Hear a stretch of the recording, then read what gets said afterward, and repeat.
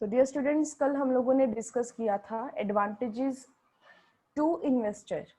अगर एक इन्वेस्टर ने इक्विटी शेयर्स में पैसा लगाना है तो उसको फायदा क्या है। मीटिंग अटेंड वो करेगा, मैनेजमेंट में पार्टिसिपेट कर सकता है वो पर्सन, और उसको डिविडेंड मिलेगा, वो कैपिटल प्रॉफिट्स को अर्न कर सकता है उसको हाई प्राइस के ऊपर सेल करके। ये 3 बेनिफिट्स थे। अब इसके अलावा अब हम लोग करेंगे एडवांटेजेस टू कंपनी।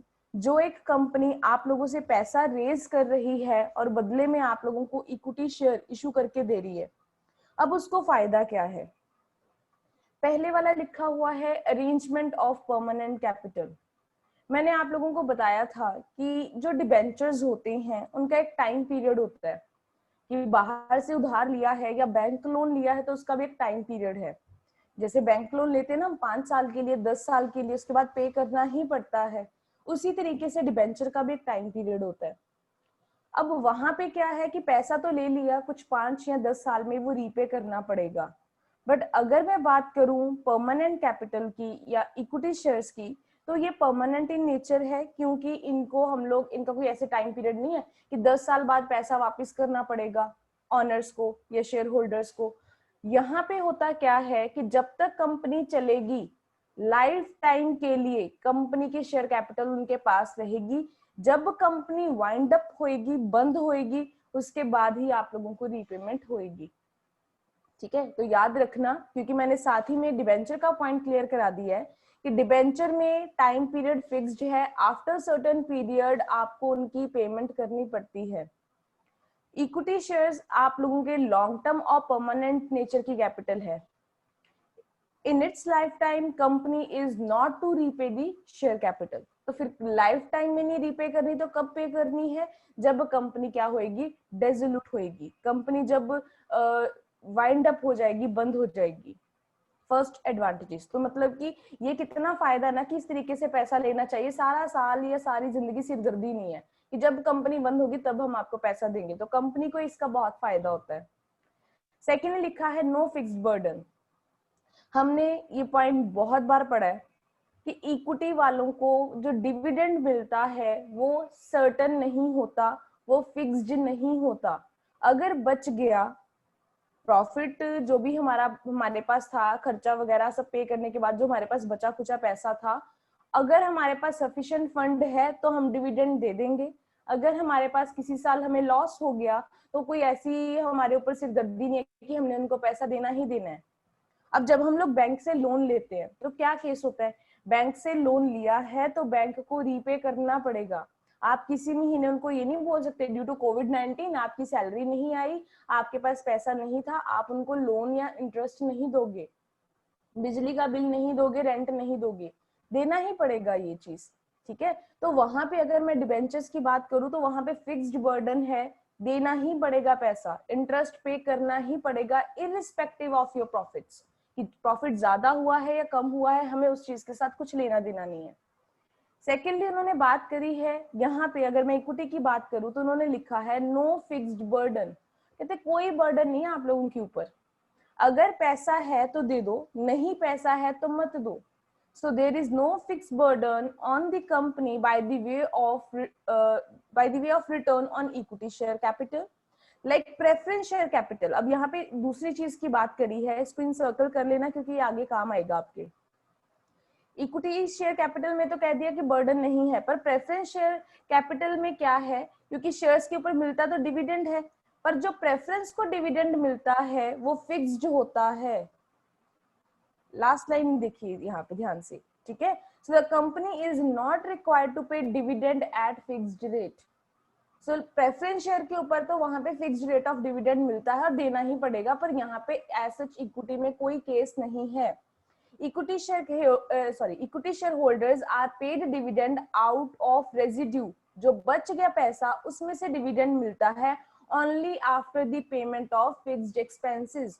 जो आपका फिक्स्ड खर्चा है उसको पे करने के बाद ही आप लोग जो है वो पेमेंट करते हो।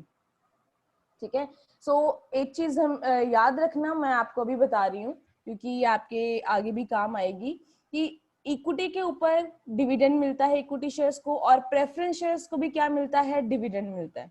इतना तो समझ में आ गया। अब दूसरी बात ये है कि जो इक्विटी के ऊपर हमारा डिविडेंड रेट है वो फिक्स्ड नहीं है, पर जो हमारा प्रेफरेंस शेयर कैपिटल के केस में डिविडेंड है वो फिक्स्ड होता है, क्योंकि आगे हमने प्रेफरेंस शेयर भी करने हैं ना, तो आपको मीनिंग जो है वो क्लियर होना चाहिए। अब हम बात करते हैं थर्ड पॉइंट पे आते हैं। थर्ड पॉइंट में वो बात करें increase in credit worthiness of company.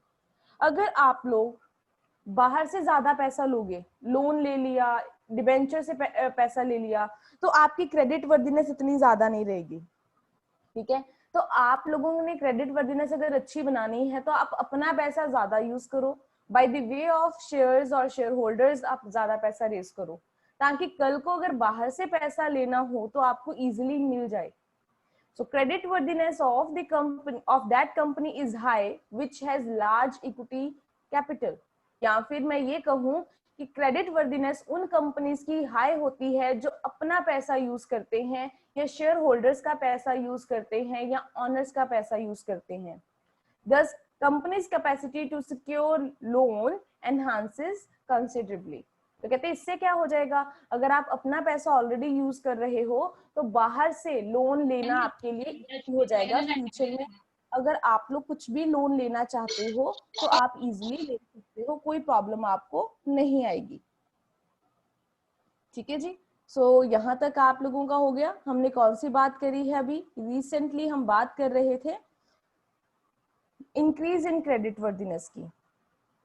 ठीक है जी। अब एक चीज और मैं यहाँ पे आपको पॉइंट एक्सप्लेन करने के लिए बताऊं।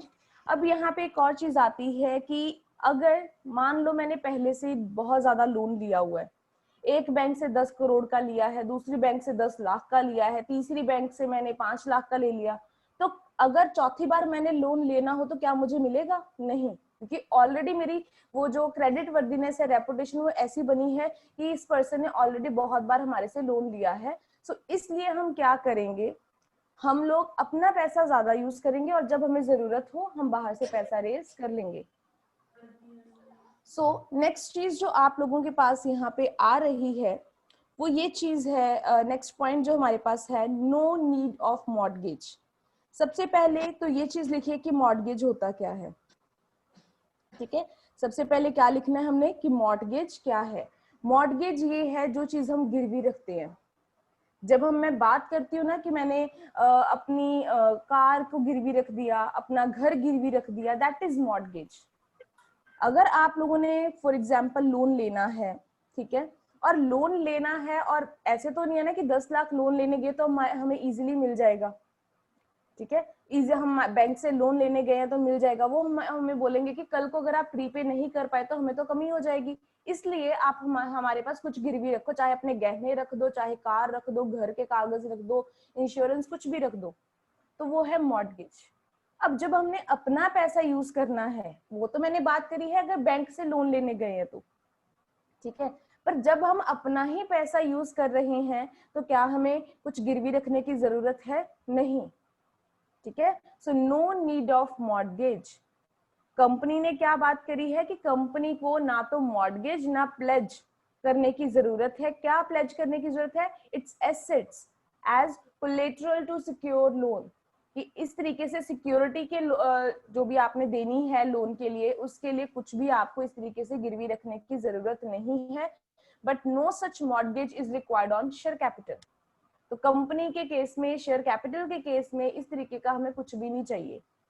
मॉर्गेज लिख लीजिए ऊपर। मॉर्गेज जो होता है और प्लेज, मीनिंग उनका सेम ही है कि कुछ गिरवी रखना है, पर मॉर्गेज जो होता है वो आप लोगों का मैं कहूँ कि फिक्स्ड एसेट्स के केस में होता है, या प्लेज में अगर आप लोगों को बोल दूं तो वो उस केस में होता है जब आप लोग अपने इंश्योरेंस के कागज कुछ रखते हो। मूवेबल एसेट के केस में होता है। ठीक है, मूवेबल एसेट के केस में प्लेज होता है और इमूवेबल एसेट्स के केस में मॉर्गेज होता है। बस ये चीज ध्यान रखना। तो यहाँ तक अब हम लोगों ने जो टॉपिक कंप्लीट किया है वो है हमारा एडवांटेजेस टू